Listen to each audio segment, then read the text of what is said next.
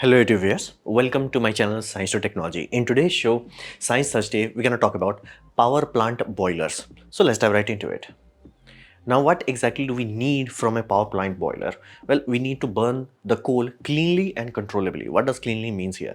Basically, you do not want carbon monoxide. You want complete combustion, meaning if it has 100 units of energy, you want to extract 100 units of thermal energy. That's the whole point. You want to burn it efficiently, cleanly and controllably.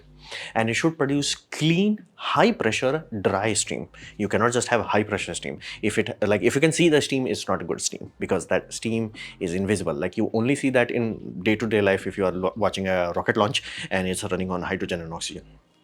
The exhaust plume is invisible just after the nozzle because steam is invisible. What you see steam plus white thing, that simply means it has steam, but it is wet steam, meaning it has a lot of more water, direct water condensated in it, as in like little water droplets. That's why it's not dry steam.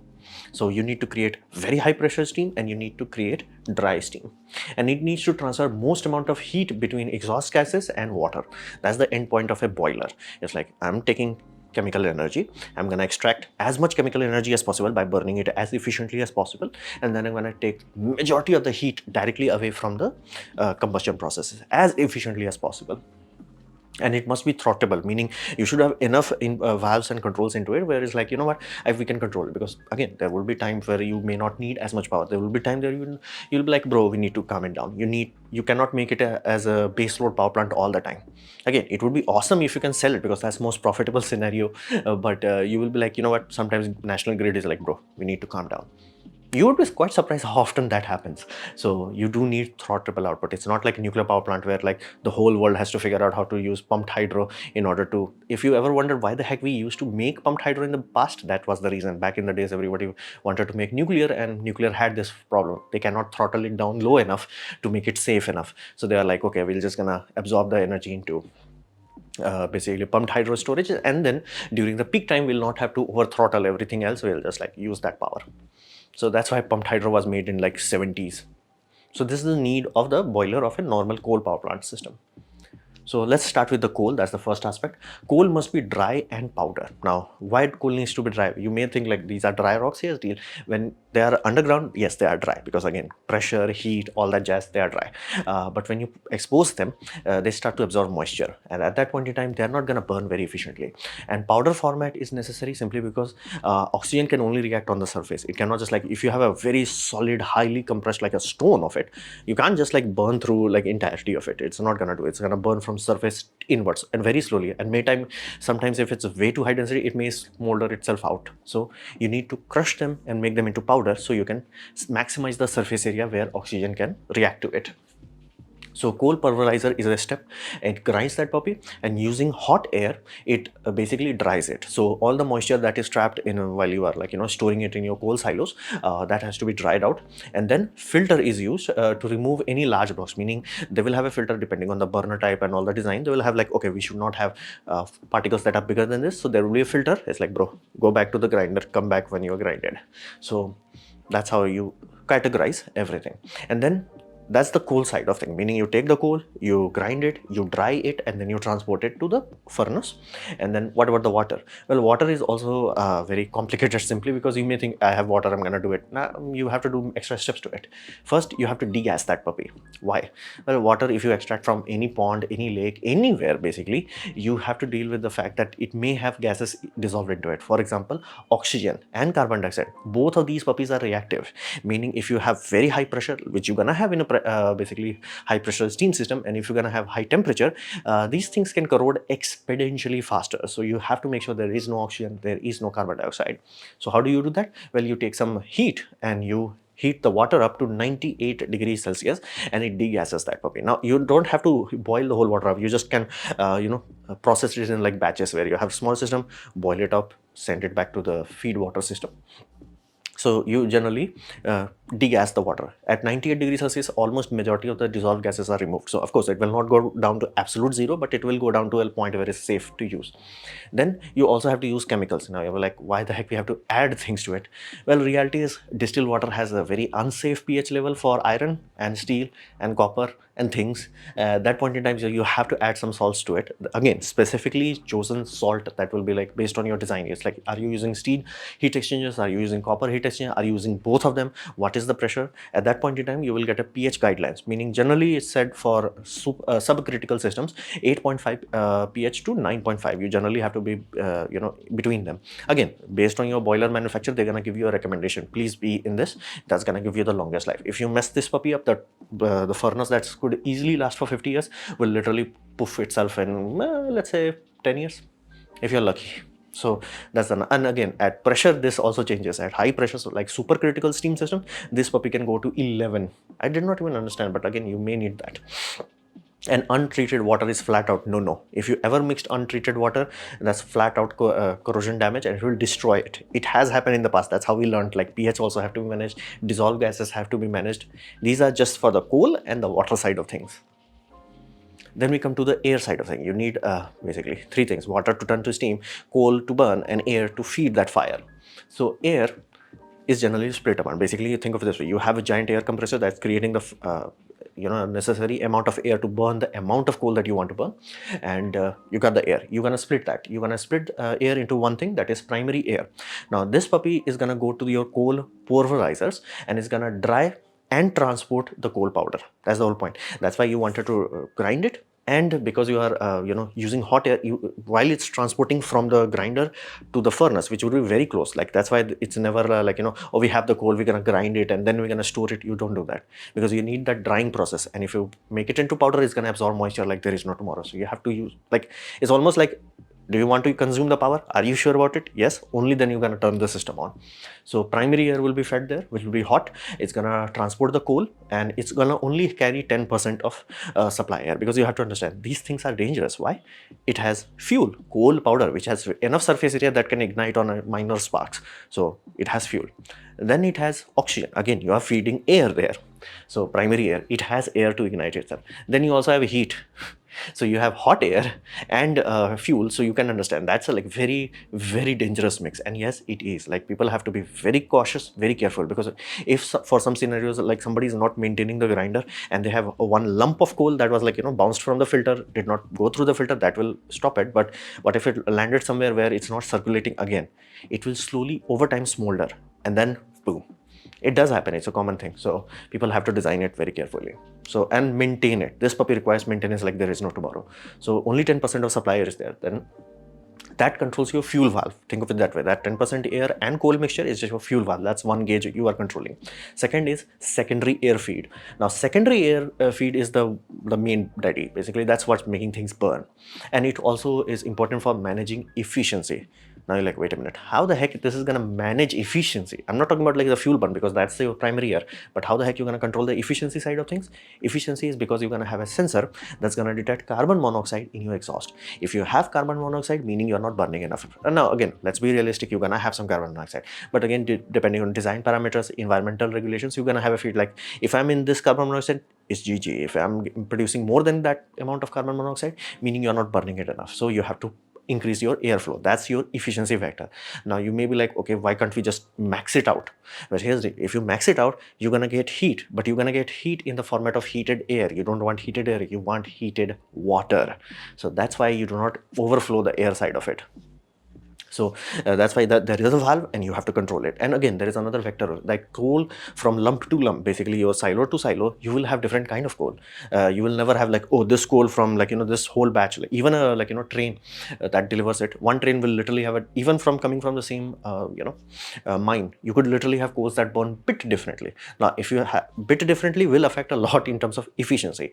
Overall, it will be same, but efficiency will be compromised. That's why having a second control valve that is studying these things is like, it's an active feedback loop where it's like, hey, I'm observing things. If it's dirty coal, it's not burning properly, it's going to increase the second airflow until it burns efficiently.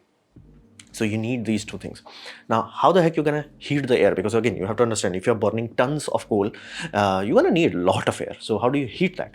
Well, you use the exhaust itself. So exhaust gases are called flue gases. Now, that flue gas will go through an air-to-air heat exchanger or gas-to-gas heat exchanger, and it's going to heat the incoming air. Basically, air that is going to go through the compressor, it's going to go to this system. Now, air is going to extract the heat out of the flue gas will cool down, and that has an extra benefit, because once you cool down the flue gas treatment stage becomes easier, because if you go to any flue gas treatment engineers, like, bro, I want to treat this flue gas, they're like, I got you, fam. What is the temperature? Yeah, 150 degrees Celsius. We can do it. It's not gonna last. 300 degrees Celsius. Yeah, no. I step it down. Like, you have to have cooler there to step it down. That's why you using this removes the heat, and benefit of that is temperature goes down. Benefit of that is exhaust is easily pollution controlled. You can control the pollution quite effectively, and the equipments that you have, the flue gas treatment equipments, they will last much longer if they are not thermally stressed. But again, be mindful, there is a limit to it. If you drop it around too close to the ambient temperature, you may need exhaust compressor to pump it away in terms of basically chimney. If the ambient temperature and the exhaust temperature are too close to each other, let's say 51 degrees Celsius is the ambient and your exhaust temperature is 55 degrees Celsius, it may not have enough oomph to go up to the chimney. You may need a compressor there. So that's why, again, vectors, you have to control all these vectors.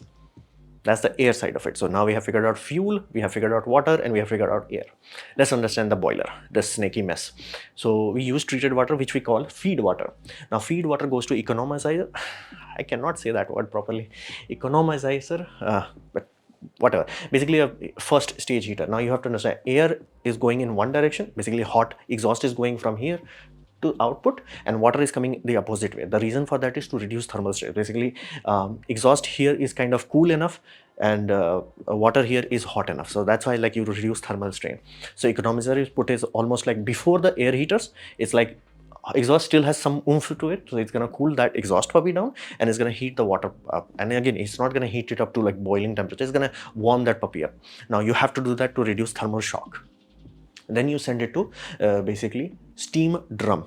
Now steam drum is the main puppy, and this is the thing that generally goes boom. So steam drum contains every water which is have been pre-warmed.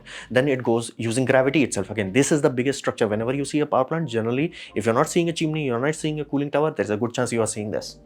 It's like, if you ever wonder like what is that big building, generally is this. These things are the huge, like multiple meters, as in like 10 meters, 20 meters, 40 meters kind of huge, like giant structures. And yes, the steam drums are giant, and so you're gonna have a lot of water there, which is heated from the economizer. Then water is gonna drip down because of the gravity, and then it's gonna go into this firebox. Now firebox is hot. This is where you are burning coal. This is you're feeding your secondary air. It's hot as hell.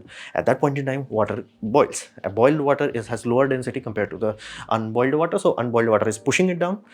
Boiled water is going up, so you have a natural thermal convection, so you don't need a pump. But in some scenarios they do require pump for better controllability, but you may or may not have it. Then it goes to the water drum. Now at this point in time, the steam is dirty steam, because it has steam, it has pressure, but it does not have enough pressure, nor it is clean enough. It has more than enough water condensate into it, where it's like not safe. So they go there, separates it, and then this puppy goes down, and then it goes to the basically reheater or superheater, depending on how you read it. And this puppy takes that steam that is like steam, majority steam, but still has some condensate, and heat that puppy up. And at that point in time, there is not even a single trace of water left there. It's like it's all raw, clean steam, and it's very high pressure. Then that high pressure goes to stage 1 of power generation. Generally you will have 3 stages. Again, all of those will be in one single shot, but you'll have stages in the system. So that high pressure turbine, which will be the smallest and the most power producing one, it goes there. It extracts all the PSI out of it. Again, turbines are, if you want to understand them, turbine removes pressure from things. So like how compressor adds pressure to it, expander removes it. Turbine and expander are the same thing. So you can send like 2000 psi going in, and output would be like 1500 psi, or maybe even lower than that. At that point in time, you still have steam. Be mindful, you still have steam, but you have very low pressure. So then that puppy goes again into the heat. Again, this time main heat has been extracted. You have low grade heat. So again, you do not expect to like, I keep doing it again and again. Heat is also going down. So you send it to reheater. Now reheater send it to medium pressure turbines. Now these turbines are bigger and they produce less power. The bigger the turbine, generally the lower power production it would be in steam system. It's not like a wind turbine. The bigger the wind turbine, the better it is. In steam is completely opposite. The smaller it is, the more oomph it creates. The bigger it is, the lower power it is there. So that reheater will add the second stage. Then the second stage will have exhaust that will go into low pressure steam turbines, and this will be enormous. Like whenever people think about like Google steam turbines and they say huge turbine, those are generally the lowest pressure one. And low pressure is like so low pressure that after its exhaust port, it's almost vacuum there. Like you can have 2000 psi at the start of the turbine, and by the time the third stage is done, it's like barely 1 psi. It's almost zero. But again, steam is still there, because again, turbines are very good at removing pressure. They are not good at removing heat. They only remove pressure. That's why you need cooling water circuit. At that point in time, you send it to condensers. Condenser is gonna, dump the waste into the ambient, condense it down. Then that condenser will go back to feed water circulation. It may have to go through, let's say, degasification stage if you are like, maybe some atmosphere has leaked somewhere, depending on your system. You're gonna do that. And be mindful, steam must be dry, and otherwise it will cause corrosive damage. That's why it has to be reheat. And that's why the third time, where they know for a fact that if they directly try to send that basically steam from here, if they added one extra stage, it just does not have enough heat. And be mindful, heat only loves to flow if there is a high temperature delta. Meaning, if your water is, let's say, 100 degrees Celsius and the fire is 700 degrees Celsius, the heat will love to flow. But if here your steam is almost at 100 degrees Celsius and this puppy is, let's say, 150 degrees Celsius, 50 degrees Celsius temperature delta is not enough. It's not gonna dump enough of it. You need that high delta. So that's why we do not have stage on top of stage on top of stage. Like we originally only used to have high pressure. Then somebody figured out, hey, we can add medium pressure and get more out of it. Then somebody is like, hey, what we can make even bigger, better engineering, better bearings and all that. Then we got the most. And then they realized, like, that's the upper maximum. You can't add more than it. That's like, we have realized the upper maximum. The only way we can improve the system is go to supercritical. Yes, there are steam turbine systems that are supercritical, but at that point in time, everything is in one state, supercritical state. There is no steam, there is no water. So this is the boiler puppy, and this is the final stage of basically exhaust is cooled down to the lowest possible level using air heat exchanger. Basically, air is getting heated, that air will be circulating. Now, you may find it odd, like, why the heck we are heating the air? Because you have to understand, if you are coming from car engines, or even truck engines, we have turbo compressors that compress that puppy, and then we cool it down. Why the heck we have to cool it? Because that's working in pulse engines. It's like tick, tick, tick, tick. If we had a continuous system, we do not have to worry about it. For example, jet engines, they have giant compressor powering even more powerful compression with even idiotically more powerful compressors, and the air is superheated at that point in time. You add fuel, ignite it, you do never have to cool it down. It's same, it's continuous. That's why we do not have to worry about it. And hot air has turbulence. Turbulence means particles moves around a lot, meaning better surface area to contact ratio, so better combustion. So let's look at overview of the whole system. You have to understand, temperature and pressure have to be measured constantly throughout the whole system. Be it economizer, be it reheater, be it superheated steam system, be it steam boilers, be it coal bunker, be it pulverizer, pressurizing fans, everything has to be measured. Like, that's how you get your throttle. You never have throttle in one system, because again, all those other systems will be behaving differently. So if there is a power drop, first time the pressure will slowly build up over time. Now again, depending on the design, the time could be like 5 minutes to tone it down, 3 minutes to tone it down, or like, that's how it's done. Generally, there will be a control computer algorithm that's taking care of it. But all these factors have to be considered. You never use raw water. You take raw water, you make it into feed water, you degas that puppy, you add chemicals to it to stabilize it, chemically speaking, and then you use it. Then you send to economizer, you warm that puppy up, then you send to steam boiler. Steam boiler basically dumps the water, boils the main heat extraction happens here. Then the main steam, dirty steam at this point in time, goes to the superheater. Superheater creates a superheated clean steam that goes to turbine. Turbine drops the pressure, but still is steam. So at that point in time, it goes to reheater. Reheater gets you that extra amount of oomph out of it. That gives you the second stage of turbine. Then you run to third one. At that point, that's out. The water is completely closed, and you control the throttle valve in fuel side by controlling the fuel flow, basically primary air, and secondary air controlling the efficiency vector. So these two throttles, you control it properly, and that's the whole overview of it. And again, be mindful, there could be a scenario where if you are doing things very haphazardly, you can drop the exhaust temperature too low, meaning the flue gas can drop so low that you may need an air compressor, exhaust compressor, to pump that exhaust gas to a very tall chimney. Because for example, let's say India, the hot ambient could be very hot, let's say 51 degrees Celsius, and you are running fans at like super high pressure. At that point in time, the flue gas temperature dropped, the water was like circulating full load, everything was efficient, so you drop the pressure too low of the flue gas, as in temperature wise, and at that point in time you have to recompress it. So that is a factor that you have to consider. Again, that's how efficient this thing is, meaning we are taking like hundreds of degrees Celsius and dropping that puppy to almost ambient. Like, we want to drop it to just 1 degree above ambient. It will still go away, but you have to understand, we do, because it's still a dirty gas, and we have to have flue gas treatment after it, which will add another back pressure to it. So we're like, okay, let's make it 100 degrees Celsius. That's also have to be controlled. So that's the overview of it. Hopefully you have got some idea of what the heck is a power plant boiler. Hopefully you have liked it, learned from it. In that case, please click the like button, share it amongst your friends. That will help me a lot. If you didn't like it, didn't enjoy it, I urge you to press dislike, press it twice to show me extra disappointment. Please leave a comment because I do try to reply to all of them. Subscribe, press the bell icon if you're free, and as always, thanks for watching.